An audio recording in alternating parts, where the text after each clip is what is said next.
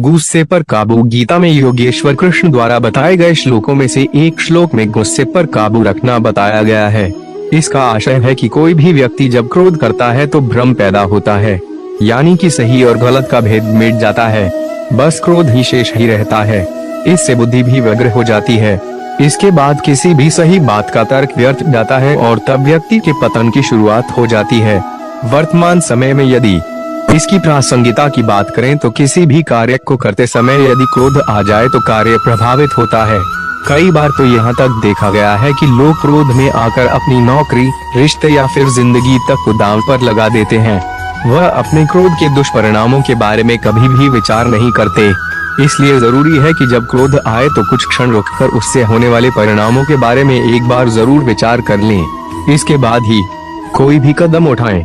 देखने का नजरिया। श्री कृष्ण कहते हैं व्यक्ति को ज्ञान और कर्म दोनों को ही एक समान रूप में देखना चाहिए, यानी कि एक ही नजरिया रखना चाहिए।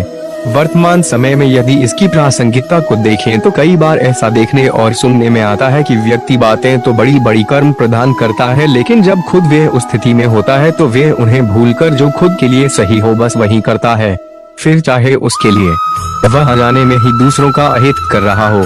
इसलिए ज्ञान और कर्म दोनों को ही सदैव एक समान नजरिए से देखना चाहिए। कर्म वही करे जिसकी ज्ञान इजाजत देता है।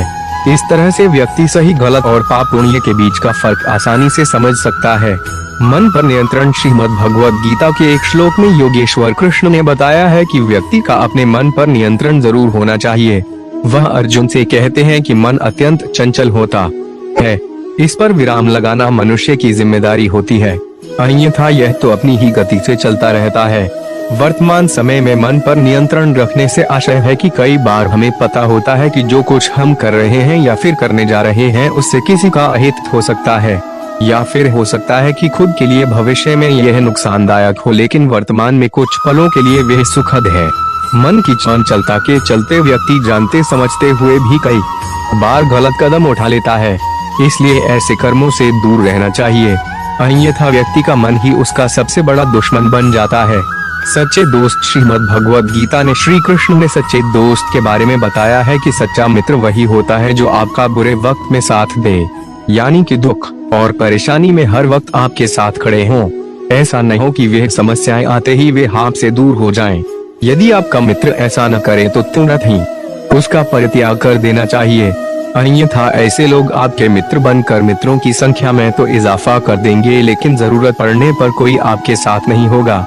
वर्तमान समय में इसकी प्रासंगिकता कुछ इस तरह है कि वक्त जब सही हो तो तमाम दोस्त मिल जाते हैं मौज मस्ती करने के लिए, लेकिन वक्त खराब हो तो सभी साथ छोड़ देते हैं।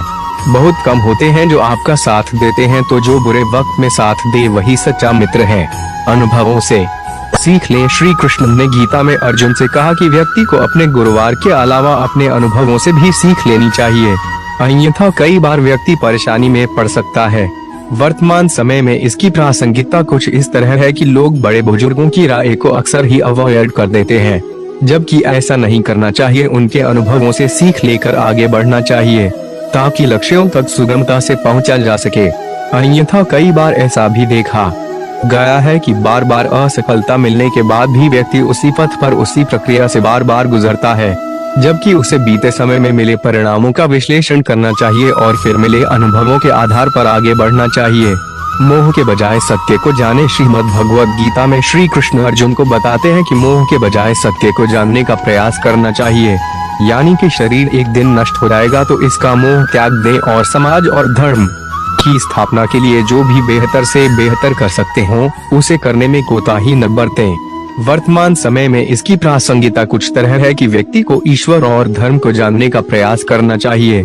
ऐसा करने से वे कभी भी किसी भी गलत दिशा में नहीं जाएगा, साथ ही वह धर्म और ईश्वर को जानते समझते हुए कार्य करेगा।